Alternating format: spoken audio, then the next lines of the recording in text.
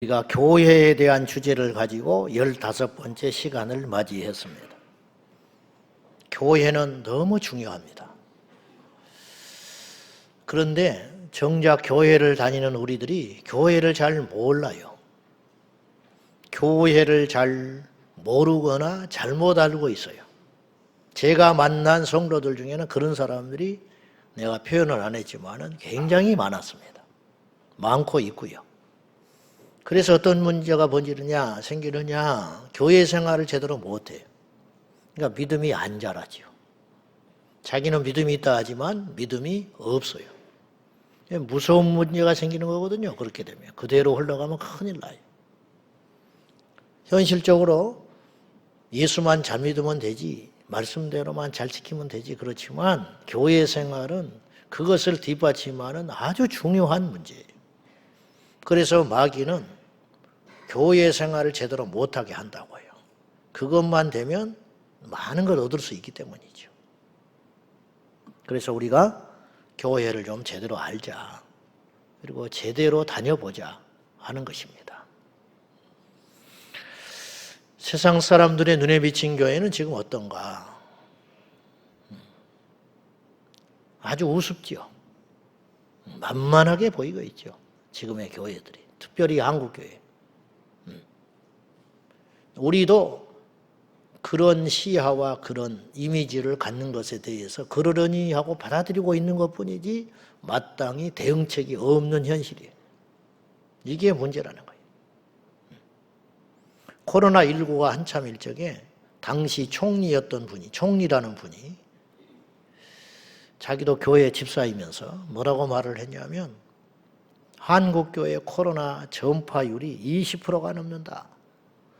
그렇지 않았어요. 그러면 교회를 통해서 10명 중에 2명이 걸린다, 그 소리거든요. 그거 완전히 왜곡된 데이터였고 잘못된 데이터였어요. 근데 사과하지 않았어요. 지금까지 안 해요.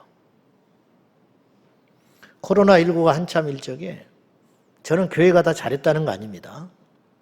이중잣대를 댄다는 게 문제가 있다는 거예요. 이중잣대. 어떤 사람을 진짜 차별하면 기분 나쁠 거 아니에요.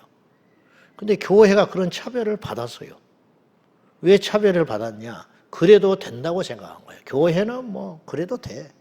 이런 저변의 의식이 깔려 있어서 교회 함부로 하는 거예요. 국가 권력에서도 그렇고 언론에서도 그렇고. 그래놓고 잘못된 데이터를 가지고 막 방송에 내보낸 다음에 나중에 그것이 아니었지만 사과 방송 한번 하지 않습니다. 만약에 절에다가 그랬다면 뒤집어졌어요. 승려들이 가만히 안 있죠. 천주교 건드리지도 못합니다. 여러분, 천주교는 비리가 없을 것 같아요? 교회만 그렇게 맨날 무슨 문제가 터지는 줄 압니까?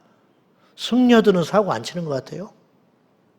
솔직히 말해봅시다. 더 칠 거 아니요? 우리는 결혼을 했잖아.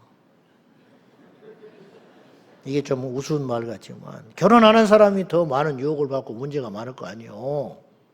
응? 근데 왜 한 줄도 안 나와? 절에서 한 해 동안 벌어들이는 재정이나 수입을 말하는 데가 있는데 말해보시오. 응? 우리 교회처럼 알려주는 데가 있느냐고.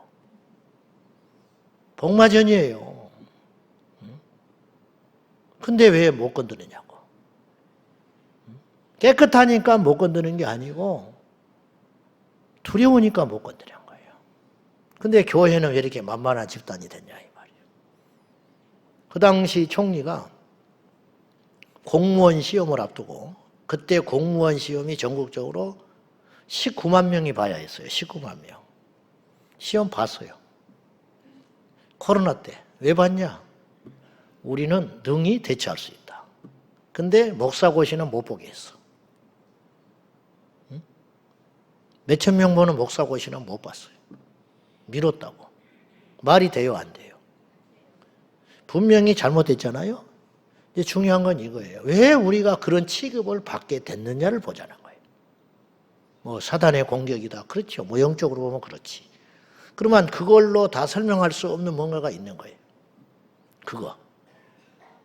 왜? 교회가 약한 거예요. 그러면 규모가 작아서 약한 취급을 받냐? 3대 종교 중에 기독교 인구가 제일 많아요. 개신교 인구가.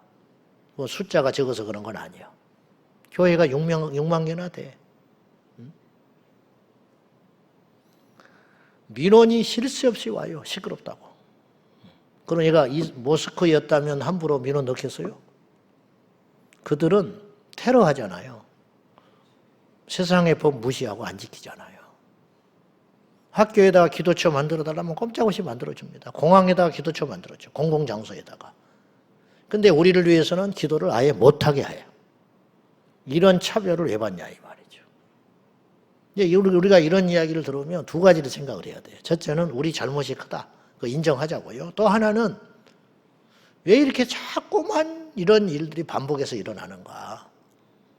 그리고 이런 일이 생기지 않도록 우리가 막을 거는 막고 지혜롭게 싸울 거는 싸워내야 한다 이 말이에요. 근데 그런 액션을 전혀 안 취하니까 그냥 그래도 되는 거야. 그래도 되는 거야. 그런 나쁜 신호들을 세상에 교회가 보내고 있는 건 아닌가 하는 것이죠.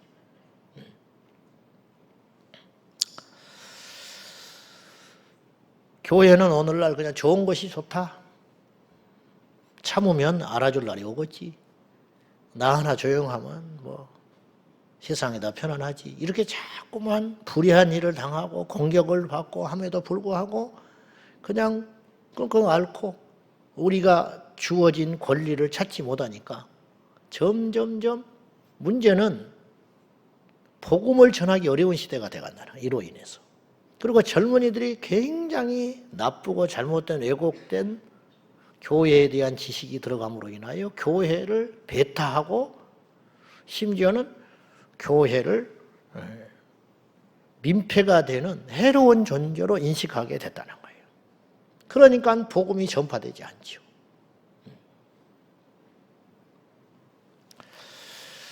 물론 무작정 싸움 따기 되자는 건 아닙니다. 무시받지 말자는 거예요. 무시받으면 말이 안 먹혀요. 무시받으면 복음 못 전해요. 초대교회는 무시받지 않았어요. 핍박받았지만 무시받지 않았어요. 이해받지 못했죠. 왜 인간 예수를 신이라고 하냐? 이단이다, 뭐 이상한 집단이다. 그랬지만 그들의 행동이나 태도를 볼 적에 무시할 수 없었어요. 이것을 우리가 회복하지 않으면 앞으로 복음 전파가 점점 어려워진다는 거죠. 그러므로 우리가 뭐 어떤 우리의 권리를 찾는다는 그런 차원이 아니라 이 땅의 교회가 확실한 정체성을 가지고 예수 이름의 권세 앞에 세워진 교회가 이렇게 무기력해서 되겠냐 하는 것이죠. 우리 다시 한번 이 세상에 가장 강한 예수 그리스도를 우리 주인으로 모시고 사는 이 땅의 교회가 세상과 싸워 이기고 대차게 방어함으로 다시 한번 이 땅의 교회들이 부흥하고 하나님 맡긴 사명을 잘 감당하는 그리스도의 군대가 되기를 축복합니다. 그러면 왜 이런 현실이 됐냐는 거예요. 왜? 그건 우리 스스로가 우리를 폄하하고 있어요. 그리고 우리 스스로가 교회 안에서 내부적으로 기강을 세우지 않아요. 교회가 세상 사람들도 그렇고 어쩌다 교회를 들어와 보면 역시나 이런 생각을 하게 되는 거예요. 그냥 뭐 위계 질서가 없어요, 교회가. 한마디로 어른이 없어. 교회 리더십의 점처럼 뭐 따르질 않아요. 모이자, 그럼 모여야 되거든요. 안 모여. 가서 보면 역시 안 모였어. 뭐 힘이 있어야 뭘 하지. 군대가 돼서 싸우려면 소집을 하면 와줘야 할 거 아니에요. 소집을 응하지를 않아. 뭘 하냐 이 말이에요. 이래가지고. 뭘 하냐. 기강이 없는데. 상관을 보고 격려도 안 하는데 무슨 전쟁을 하겠어. 이게 간단한 격려가 아니라고요. 그래야 전쟁 날 때 말이 듣는 거예요. 근데 이게 안 되는 거예요, 교회는. 그리고 자꾸만 리더들을 탓을 하죠.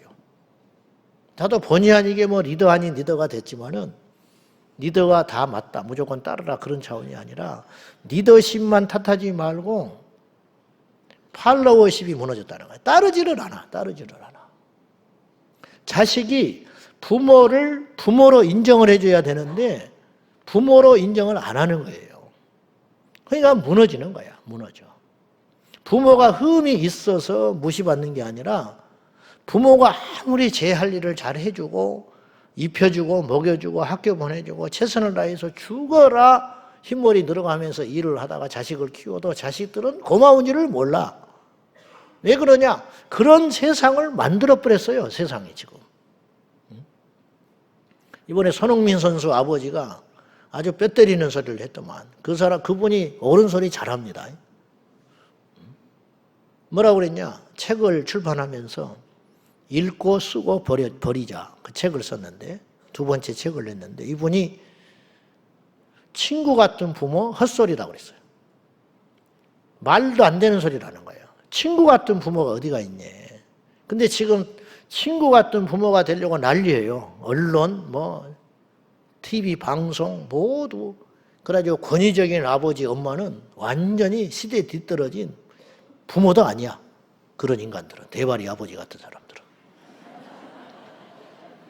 그래가지고 무조건 비유 맞춰줘야 되고 하자는 대로 해줘야 되고 의시점에 가서도 결혼기념일인데 가서 피자 먹어줘야 돼. 결혼기념일인데 왜 새끼의 취향을 맞춰줘야 돼. 할아버지 할머니 생신에 가서 피자를 먹어줘야 돼. 파스타를 먹어줘야 되고. 미쳐보려고 그래요 할아버지 할머니는. 누구를 위해서 지금 생일잔치 하냐. 모든 초점을 격이 없이. 이 손흥민 선수 아버지가 왜 그런 말을 했냐면 그것이 말이 안 된다는 거예요. 친구 같은 부모. 왜냐? 친구 말을 누가 듣냐요. 친구가 가자고 그래서 갑니까? 나 시간 없어 안 가. 왜 친구 같은 부모가 돼서 스스로 권위를 깎아먹고 자식을 휘어잡질 않냐는 거예요. 그러니까 교육이 안 된다는 거예요. 부모가 친구 노릇을 해버리면 영이 안 살아가지고 애들이 망쳐진다는 거예요. 부모는 부모여야지. 왜 부모가 자꾸 친구 되려고. 이게 잘못된 가르침이라는 거예요. 맞는 말 아닙니까? 맞는 말이죠. 기강이 없다라는 거예요. 교회도 마찬가지예요. 기강이 없어, 교회도. 사회 전체적으로 지금 기강이 무너져서 난리지만은, 내의 아무도 없다는 자기 주장이 교회 안에서는 너무 강해요. 왜냐? 주님이 모든 사람을 사랑하니까. 죄인도 용서해 주시고, 이제 온 사람이나 오래된 사람이나 주님이 똑같이 다. 그렇죠. 세상에 가서 그렇게 행동하면 도태되고 조직 사이에서 큰 지탄을 받아요. 근데 교회니까 넘어가는 거야, 그냥. 꾸짖는 사람도 없지. 꾸짖는 사람이 이상한 거야. 사랑이 없는 사람이고 희한한 인간이야. 이런 논리들이 교회 안에 너무 뿌리박히 있단 말이죠. 그래서 명백히 잘못한 사람이 큰 소리를 쳐. 그 시시비가 비비가 절대로 안 가려져요, 교회에는. 저는 가리자는 게 아니에요. 재판을 하자는 게 아니고. 여러분 보세요. 모든 일에는요, 분명히 원인과 결과가 있어요. 그냥 큰 소리 나는 게 아니에요. 그냥 무슨 사건이 벌어지는 게 아니라고. 교통사고가 그냥 납니까? 분명히 교통사고가 난 데는 이유가 있어. 왜 사고가 났냐? 둘 중에 하나는 위반한 거예요. 그리고 둘 다 위반을 했든지. 교회에서 어떤 문제가 생겼다. 관계에 문제가 생겼다. 다툼이 생겼다. 그러면 반드시 둘 중에 하나가 잘못한 거예요. 따져보기 전에. 둘 다 신호를 지켰는데 왜 교통사고가 나요? 하나는 신호를 지키고 하나는 안 지켰으니까 사고가 나는 거지. 피해자가 생긴 거 아니에요. 그러면 교회 안에서도 어떤 사건과 문제가 생겼으면 용서는 하되 분명히 징계가 가야 된다는 거예요. 근데 한국교회 징계가 없어졌어요. 권징이라는 게 원래 한국교회에 있었어요. 권징. 근데 권징 사라졌어요. 권징이 없어지니까 전부 자기의 소위 옳은 대로 행하고 살아가는 거예요. 사사시대가 열린 거죠. 질서가 없어. 망할 길로 가고 있는 거예요. 망한지도 모르게 망하고 있어요. 원인이 어딘지를 몰라. 그냥 안 되고 있는 거예요. 그냥 뭔가 문제가 자꾸만 일어나는 거예요. 근데 그냥 의뢰 교회는 그런 것이야. 믿음은 그런 것이야. 그러면서 사단한테 속아가지고 힘도 못 쓰고 그래가지고 밖에 뭔가 하나님의 사명을 받들어서 전도하고 복음을 전하고 세상을 선도해야 되는데 에너지를 교회 안에서 다 써버리고 밖에 나가면 비실비실 힘을 못 써.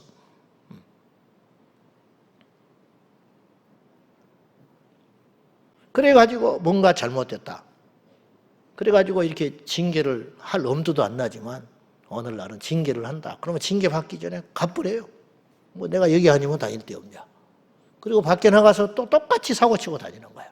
여러분, 우리에게는 뭔가 치명적인 성격적 결함이나 나쁜 습관이 있을 수 있어요.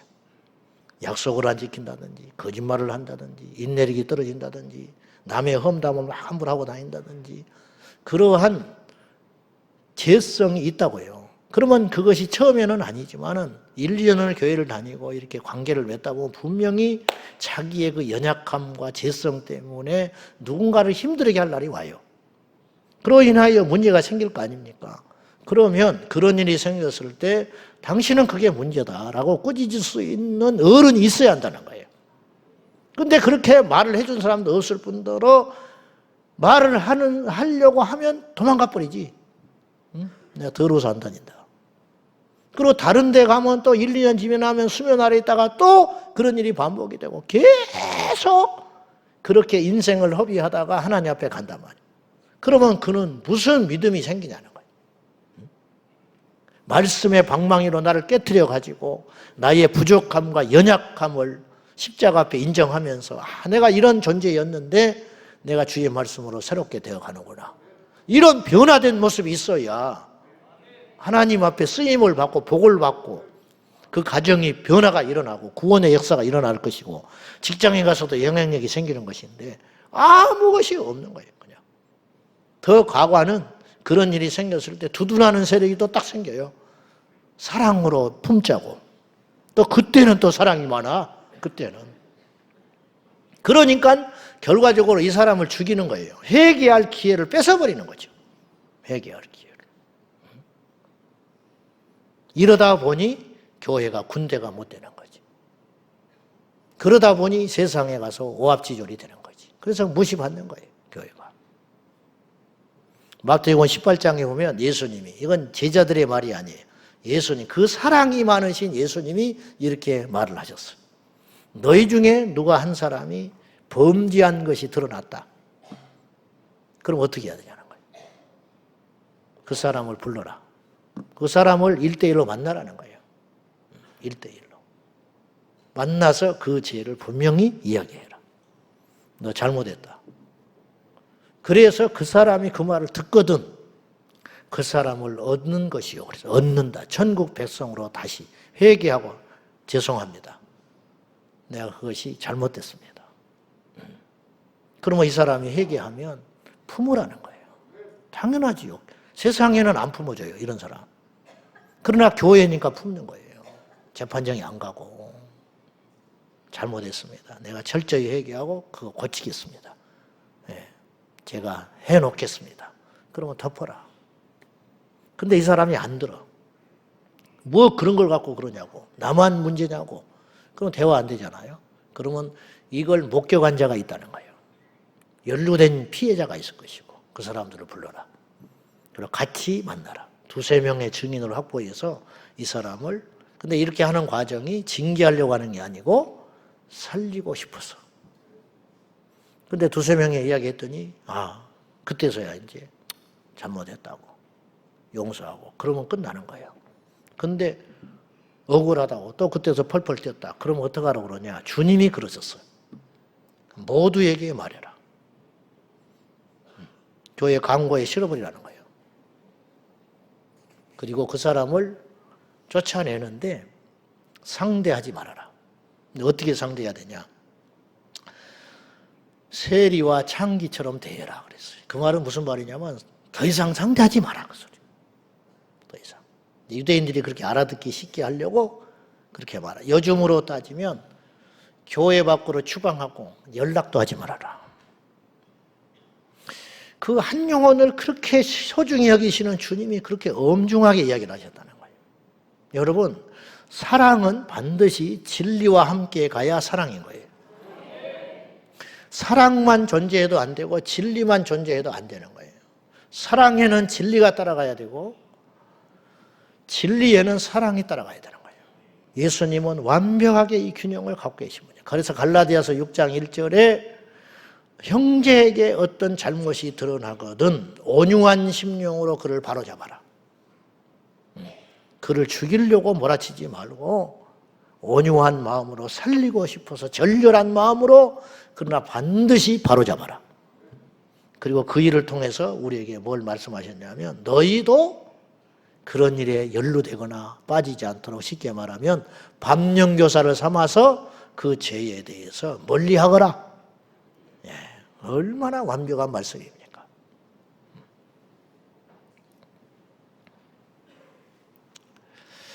왜 교회가 이렇게 위계질서가 없고 그냥 이렇게 만만하고 쉬운 집단이 됐는가? 그것은 우리 스스로가 그리스도의 병사로 생각을 안 해서 그래요. 우리가 지금 군함선에 탄 거예요. 군함선. 제자광성교회라고 하는 군함에 탄 거지 유람선에 탄 게 아니에요. 그냥 가면 가고 안에서 술파티나 하고 오늘 못 가면 내일 가고 그게 유람선이거든요. 우리는 유람선 타고 지금 구경하고 있는 사람이 아니에요. 군함을 타고 싸우고 있는 사람들이라고. 이제 이 의식을 갖는 사람이 얼마나 있겠냐 하는 것이죠. 안타까운 현실이죠. 그래서 세상이 교회를 만만하게 본다. 왜? 군대로 안 보여요. 여호와의 군대여야 되는데 군대를 누가 건드리겠어요? 군대가 아니에요. 그 중간에 기분 나쁘면 봉사 안 합니다. 무책임해요. 교회에서 정한 룰을 따르지 않아요. 항존직들이 먼저 희생하자고 그랬어요. 제가 분명히 그랬어요. 노블리스 오블리제. 이 프랑스 말인데 닭의 벼슬이라는 뜻이거든요. 이거 막 우쭐대잖아요. 수컷이. 이게 뭐냐? 기득권자가 먼저 희생해라. 세상에는 이런 게 없어요. 그러나 교회는 그래야 된다는 거예요. 주님이 그랬어. 주님이 노블리스 오블리제를 이야기를 하셨어요. 섬겨라. 섬기는 자가 섬김을 받으리라. 높은 데 앉지 말아라. 낮은 데 가 있으면 주님이 그를 높일 날이 온다. 이 정신. 무난 인사를 받으려고 하지 말고 먼저 인사해라. 우리 항존직들이 먼저 희생하자고 그랬어요. 주차 절대 얘기 되지 말자고 그랬어요. 제가 어느 날 송곳을 갖고 다니려고 그래요. 진짜로 할 일이 없으니까. 그래서 이분이 여기다 될 만한 사람은 안 되는 사람이 됐어. 이 사람은 여기 되면 안 돼. 이 정도 수준은. 그러면 가서 그냥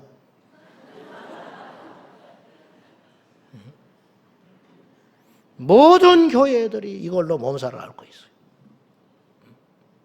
주님이 우리를 왜 능력을 주고 먼저 믿게 하시고 알게 하셨겠냐. 불이라고 주신 게 아니고 섬기라고, 영혼 살리라고. 그리하면 천국에서 진짜 영원히 사는 세상에서 높은 데 살아라고, 이 땅에서 낮게 살라고 하시는 거예요. 우리 자리 부족하니까 일부 예배로 가자고 그랬어요. 애들하고 관계되지 않으면 가자 이거예요. 낮은 곳에 가서 봉사하고 주차도 멀리 대고 교회에서 오래 될 사람은 있을 사람은 대방 트리플 나오나 가야. 그러면 제가 그렇게 해서 교회를 막 부흥시키고 그건 차원이 아니잖아요. 영혼을 살리자고 한 거예요. 영혼을. 그러면 고스란히 그 빈자리가 남으면 한번 생각해 봐요. 여기 와서 초신자가 어렵게 그 사람은 생사를 걸고 온 거예요. 생사를. 한 번의 예배가 인생을 바꿀 수 있다니까요. 그러면 그 사람이 그 예배를 드림으로 죽으려고 하는 영혼이 살 수 있잖아. 자살하러 가다가 교회 예배당으로 온 사람이 있을 수 있잖아요. 근데 그 사람이 빙빙 돌다가 주차를 못 대고 가서 죽었다. 누가 그 핏값을 우리한테 물을 거 아니에요. 왜 그게 그렇게 어렵냐고. 세상에서 하는 버릇을 왜 교회에 와서 자꾸 하려고 그러냐고. 높아지려고 하고 문안받으려고 하고 위세를 부리려고 하고. 교회가 그러니까 세상하고 똑같이 취급받으니까 우습게 얘기받는 거예요. 세상 사람들은 그렇게 살아가요. 그러나 우리는 그렇게 살지 않을 때 권위가 생긴다는 거예요. 넓은 길로 다 갈 때 우리가 좁은 길로 가니까 생명길로 가는 거 아닙니까? 높아지려고만 할 때 낮은 자리로 가니까 세상 사람들이 우리를 무시하는 게 아니라 우리를 우러러보고 결정적일 때는 교회를 찾을 거 아니에요. 교회 가면 내가 살 길이 있다 생각하고. 세상에는 이런 집단이 없어요. 오래된 자, 높은 자, 기득권을 누리고 혜택을 다 누립니다. 그러나 교회는 그런 곳이 아니고 강한 자가 섬기고 높은 자가 섬기고 오래된 자가 기득권을 내려놓고 그래야 세상에서 온 사람들이 교회에 오면 무섭게 생각한다는 거예요. 무서워야 교회를 열심히 다닐 거 아니에요. 똑같은 교회를 뭐하러 다니고 싶겠어? 교회 오니까 뭐 지역 감정 있지. 교회 오니까 딱 보면 알아. 아, 저 사람 조금 돈 있는 사람이구나. 그러니까 저렇게 교회에서 저렇게 벌벌벌 떠는구나. 어디 밥 먹고 앉아가지고 전라도, 경상도 이따구 소년하고 앉아있고 오래됐다고 기득권이나 부리고 남 뒷담화나 하고 있고 그런 교회를 다니고 싶겠어? 그런 교회를 다니고 싶겠냐고. 주차를 그냥 눈이 벌게가지고 좀이라도 한 발짝이라도 더 움직이고 싶어서 가까운 데 대고 싶어가지고 말도 안 듣고 그런 교회를 다니고 싶겠냐고. 그런 교회를.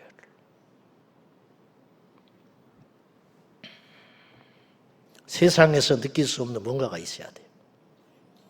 우리가 시설로 세상을 승부를 보겠습니까? 백화점을 어떻게 따라갑니까? 친절로 따라갈 수 있겠습니까? 돈으로 세상을 압도할 수 있겠습니까? 권력으로 세상을 이길 수가 있겠어요? 우리에게 있는 것이 있으니 믿음이라고 주님이 그러셨잖아요. 믿음으로 세상을 이겨라. 세상을 이긴 이김은 이것이니 너희의 믿음이니라. 믿음이 뭐냐 이 말이에요. 믿음이라는 건 성경을 줄줄 읽고 암송하는 것이 아니잖아. 기도 많이 하는 게 아니잖아요. 믿음이 결국은 최종 끝판은 뭐냐면 행동으로 나와야 할 거 아니에요. 행동으로. 그것만이 우리의 경쟁력이 되는 거 아니에요. 그 믿음이 있을 때 세상에 가니까 믿음이 없어. 그냥 다 그렇게 살아가요. 욕심, 거짓, 술수. 근데 교회 오니까 그게 없어. 이 정도 되면 이 교회가 자기 욕심을 낼 만도 한데 안 한다는 거예요. 이런 데를 만나보지를 못했거든요. 그러니까 굴복을 할 거 아니에요. 그래야 그 사람이 예수를 만나지요. 그래요.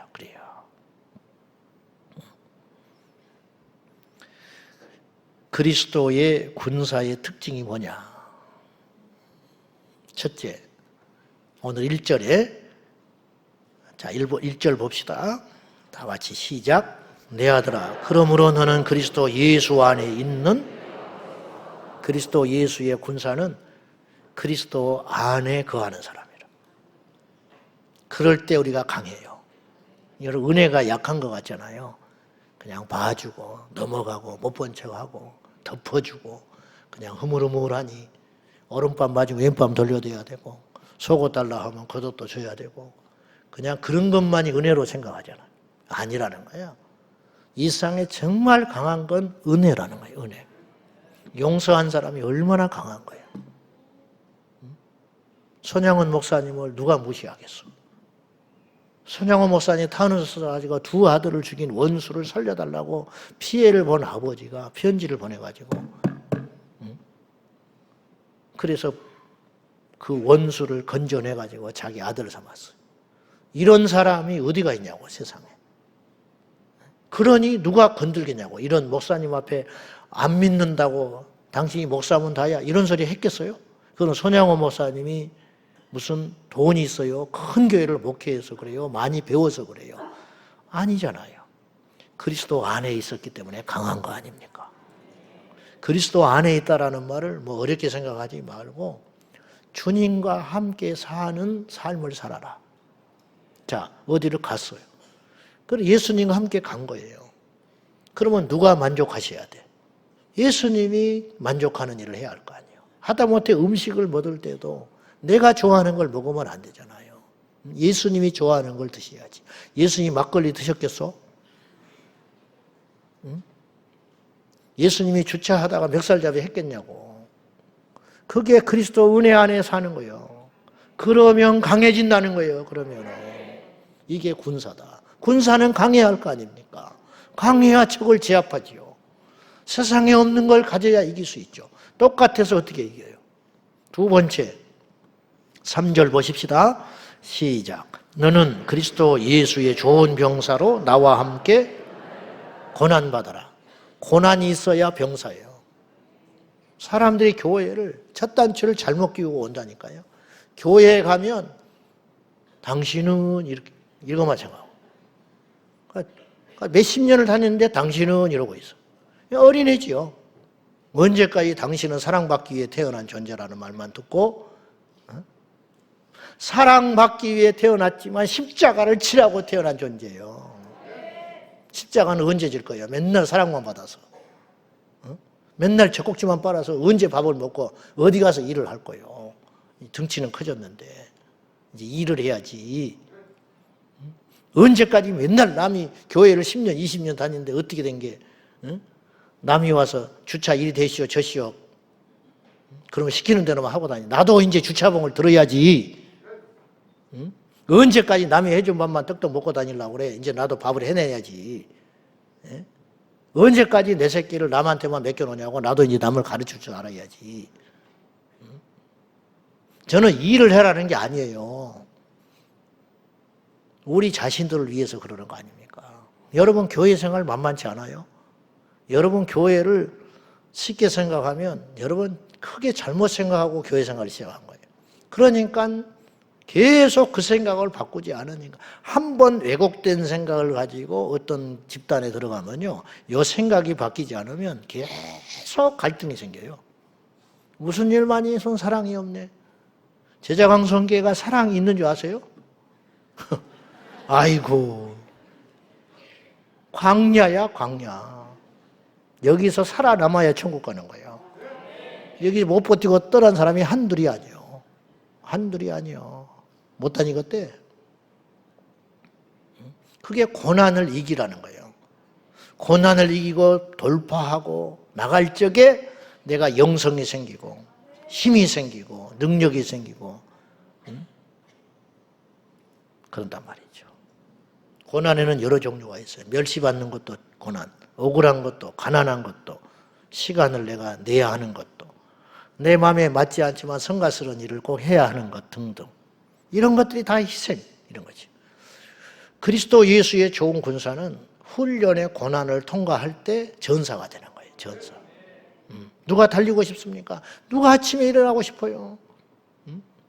전 들어놓고 싶지. 누가 이렇게 앉아있고 싶냐고. 훈련이 고될수록, 고난이 강할수록 전쟁터에서 살아남을 확률이 크다라는 거예요. 교회 생활 속에서 고난이 있을 때 그 고난을 견뎌내고 버틸수록 믿음은 커진다는 거예요. 고난이 없으니 무슨 믿음이 커집니까? 고난이 있어야 믿음이 생기는 것이지. 고난이 올 때 이상한 일이라고 여기지 말고 무슨 교회가 이래, 그렇게 생각해서는 답이 안 나온다는 거예요. 그리 생각하지 말고, 아, 이제 내게도 오는 것이 오는구나. 이제 내가 이걸 버텨야겠구나. 기도하면서 지혜롭게 어떻게 해야 되는가. 그래서 억울하지만 참을 때는 참고, 수욕을 당하지만 견디고, 얼마 안 가요. 금세 지나면 하나님이 높여주신다고요. 높임을 받고 싶어서 그런 게 아니고, 내가 그 고난을 감내하고 견디면서 이제 우리가 하나님의 사람으로 만들어져 간다는 것이죠. 세 번째, 4절 보십시다. 자, 시작. 병사로 복무하는 자는 자기 생활에 하나도 없나니 이는 병사로 모집한 자를 기쁘게 하리라. 자기 생활에 얽매이지 않아야 돼요. 요새 이 세상의 문제가 뭐냐면 공과 사가 헷갈려. 헷갈릴 뿐만 아니라 사가 공 위에 올라가 있어요.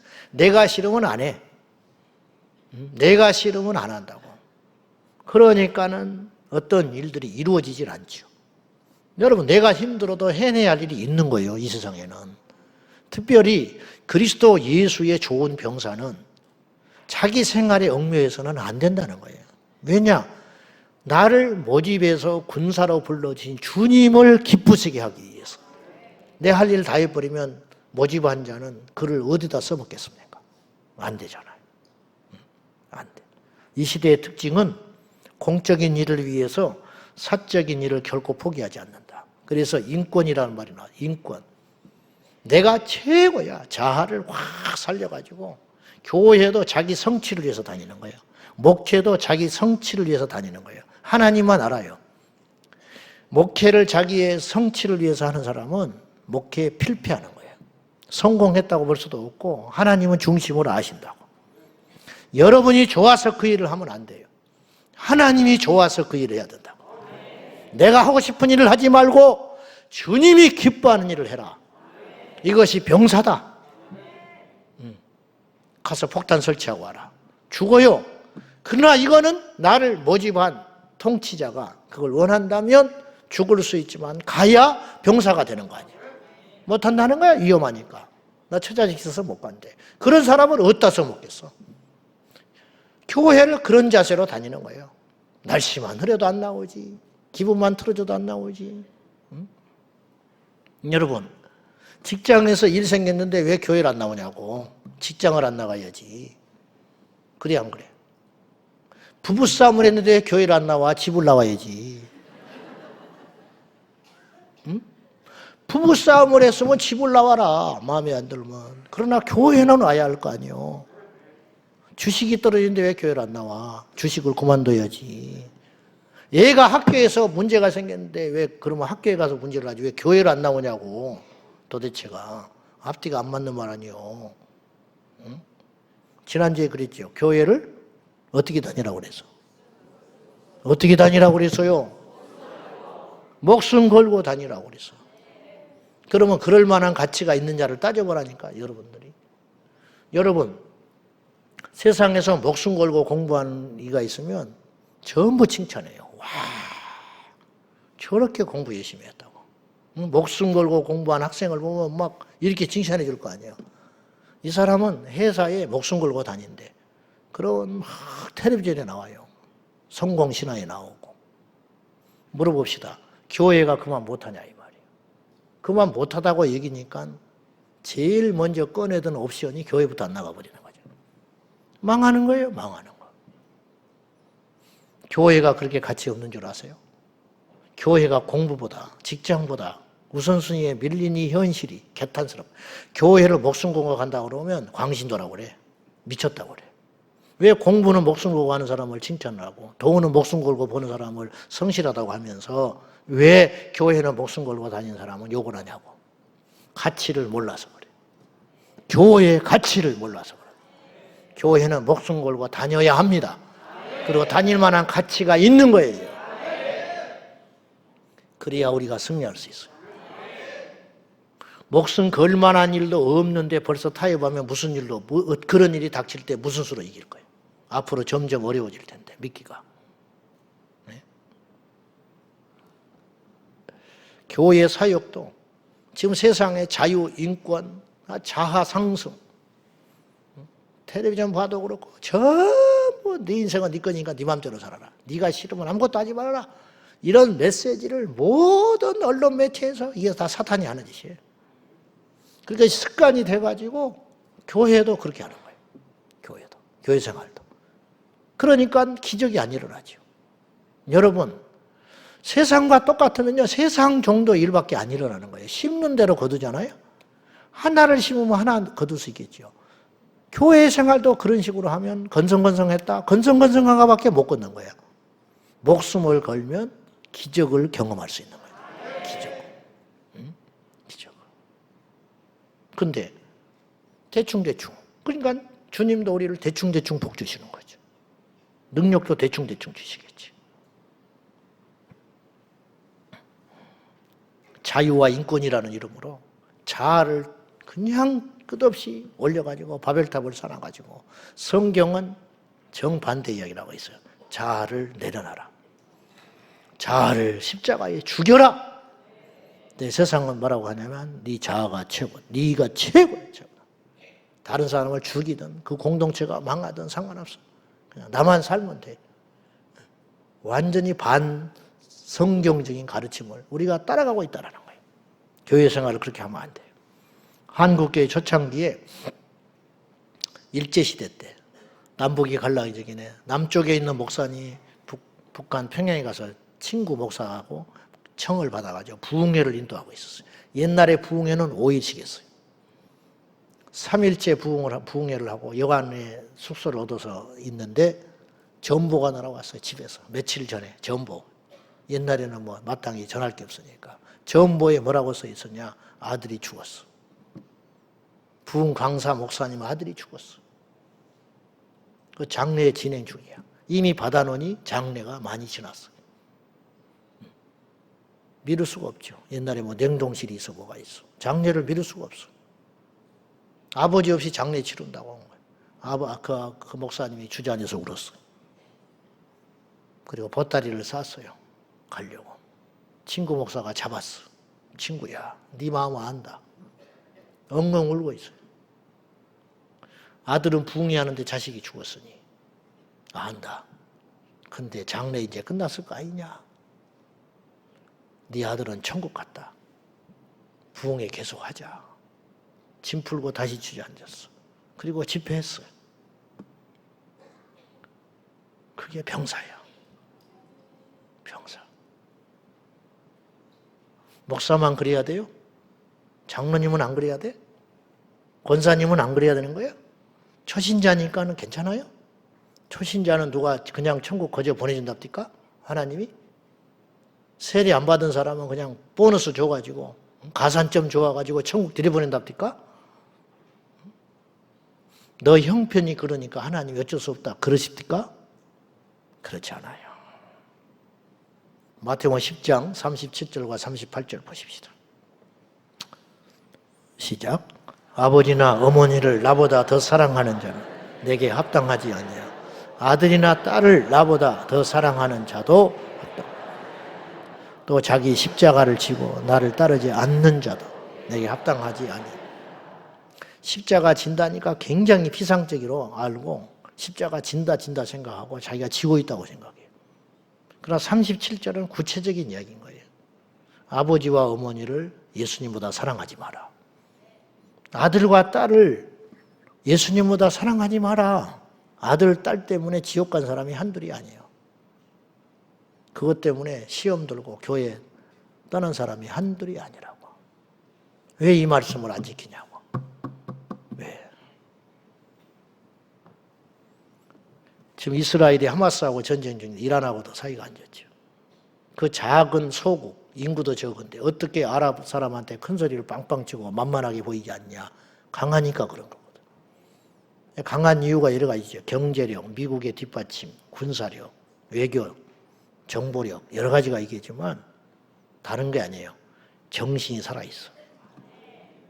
제가 영상을 지난번에 이스라엘 선교사님이 와서 우리 아들남 애들한테 강의하면서 내가 뒤에서 시간이 없어서 잠깐 봤더니 현직 이스라엘 장성이 있더만 현직 장성 별 자기 아들을 최전방에 보냈는데 죽어버렸어.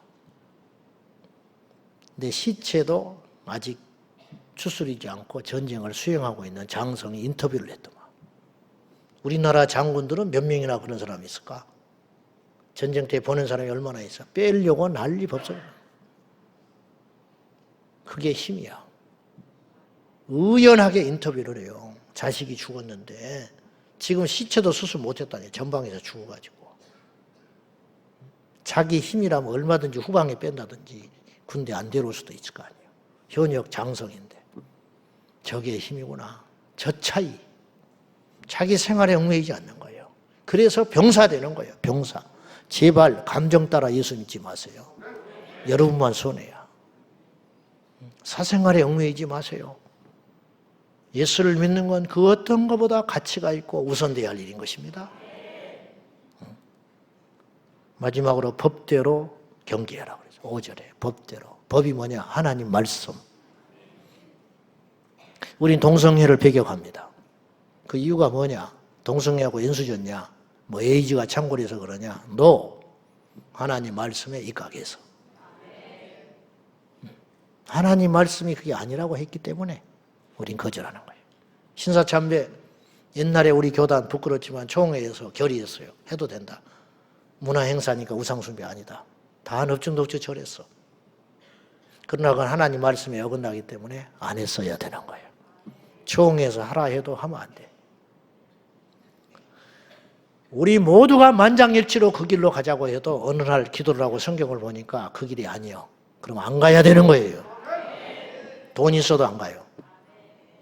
이건 기가 막히게 우리 교회에 좋은 기회라 해도 안 가야 되는 거예요. 왜? 말씀이 우리 법이니까.